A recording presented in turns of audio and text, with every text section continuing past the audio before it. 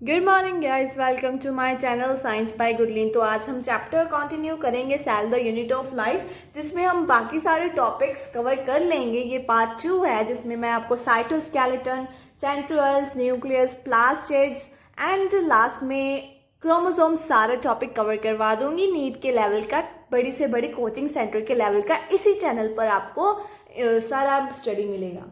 तो जो साइटोस्केलेटन है उसके बारे में सबसे पहले पढ़ते हैं। तो जर्नल इंट्रोडक्शन ये सिर्फ यूकैरियोट्स में होता है। सबसे पहले तो यूकैरियोट्स में ही आपको साइटोस्केलेटन मिलेंगे। आगे जो कंटिन्यू करते हैं तो हमारे पास ये प्रोटीन्स के होते हैं, ये प्रोटीन्स के होते हैं, प्रोटीन्स के बने होते हैं। ये स्ट्रेंथ प्रोवाइड करते हैं, सेल को स्ट्रेंथ प्रोवाइड करते हैं। ये कहाँ पर पाए जाते हैं सेल के अंदर? साइटोप्लाज्म में, साइटोप्लाज्म में।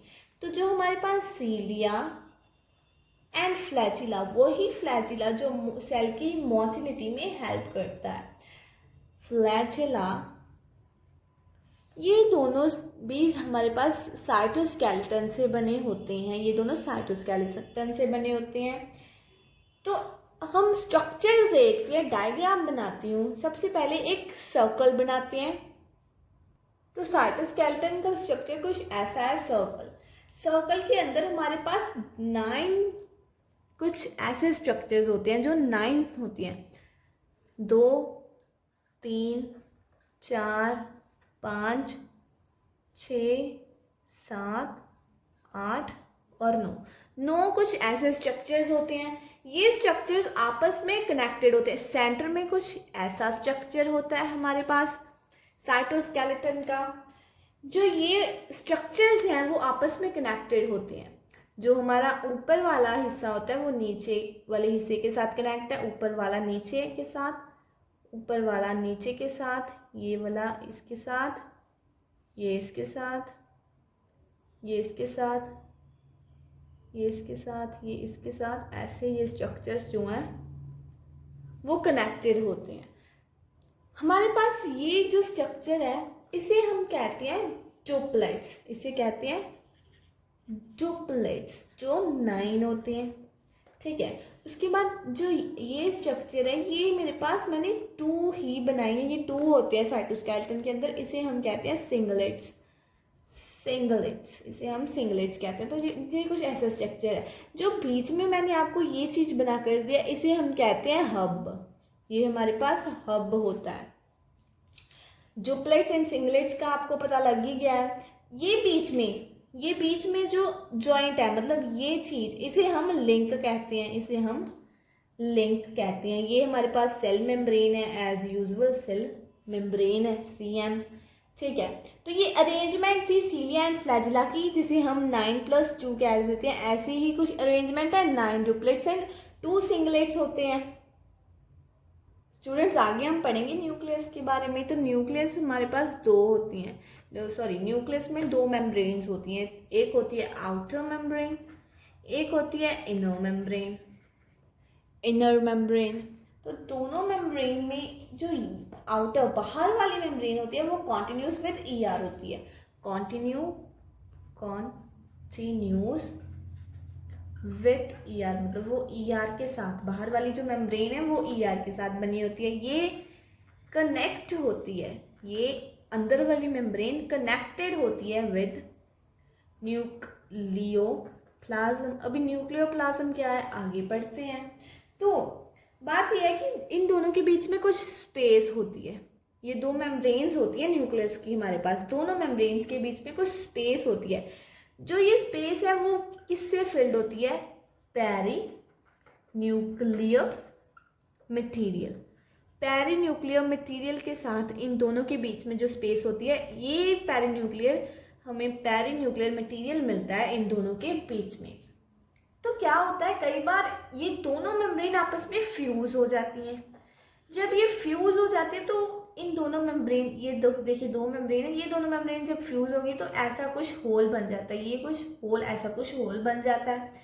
इस होल को हम कहते हैं न्यूक्लियर पोर, कहते हैं न्यूक्लियर पोर, इससे ट्रांसपोर्टेशन होती है, transportation of material, transportation of material. तो आगे, तो अभी मैंने आपको एक नेम बताया जिसे मैं कह रही थी न्यूक्लियोप्लाज्म। न्यूक्लियोप्लाज्म ये मैट्रिक्स है, मैट्रिक्स जो न्यूक्लियस के अंदर प्रेजेंट होता है, न्यूक्लियोप्लाज्म। ये फ्लूइड है, ये फ्लूइड है। एक्चुअल में ये डीएनए की DNA in formation fluid plus DNA in form of chromatin. इसके अंदर कुछ फ्लूइड होता है एंड डीएनए होता है किसकी फॉर्म में, क्रोमैटिन, जो हम आगे पढ़ेंगे क्रोमोसोम्स के साथ क्रोमैटिन क्या होता है। तो देखिए न्यूक्लियस के अंदर आपको तो इतना तो पता ही है जर्नल की, डीएनए होता है न्यूक्लियस के अंदर।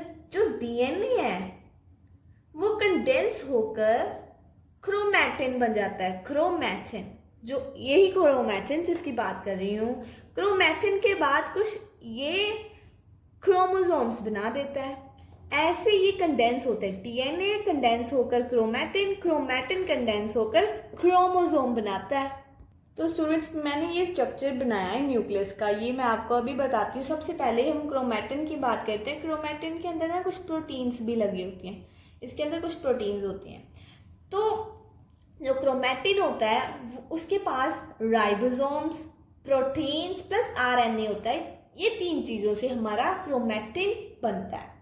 तो यहाँ पर आइए, ये वही चीज़ है, ये वही होल है जिसकी मैं अभी बात कर रही थी, न्यूक्लियर पोर की। ये हमारे पास क्या है, ये हमारे पास न्यूक्लियस है, न्यूक्लियस, न्यूक्लियोलस, सॉरी न्यूक्लियोलस, क्या है, न्यूक्लियोलस, न्यूक्लियोलस। ये हमारे पास क्रोमैटिन, ये वही क्रोमैटिन जो उसकी बात कर रही थी, ये हमारे पास क्रोमैटिन का स्ट्रक्चर होता है। तो गाइज जो प्लास्टिड्स है वो आपको मेरे चैनल पर शॉर्ट्स पर वीडियो मिल जाएगी जहाँ पर फुल प्लास्टिड्स आपको फुल प्लास्टिड डिटेल में आपको मिलेगा। तो हम बात करते हैं क्रोमोसोम्स की। तो जब मैं यूकारियोटिक सेल की बात करूँ, यूकारियोटिक सेल की बात करूँ, तो जो उसमें क्रोमोसोम है वो प्योर में होते हैं, प्योर में होते हैं। उसको इसलिए हम डायप्लॉइड कहते हैं, डायप्लॉइड, कुछ ऐसे। ये सिंगल है, इसके साथ जब एक और आ जाएगा ये हो जाते हैं दो क्रोमोसोम जो यूकारियोटिक में प्रेजेंट होते हैं, इसलिए इसे हम डायप्लॉइड भी कहते हैं, ये होते हैं। तो देखिए हमारे पास 23 टाइप्स के क्रोमोसोम्स हैं। अगर वो यूकारियोटिक्स में है मतलब वो पेयर्स में होंगे, मतलब वो दो दो होंगे। तो टोटल जो क्रोमोसोम्स हो गए वो हमारे पास 46 क्रोमोसोम्स हो गए इन यूकारियोटिक सेल्स।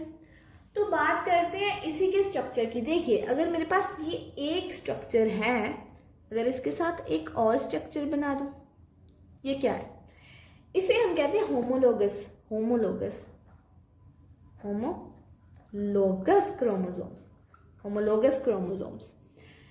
तो इसे हम सिस्टर क्रोमैटिड्स भी कह देते हैं, होमोलोगस क्रोमोसोम्स, सिस्टर क्रोमैटिड्स भी इसे ही हम कह देते हैं।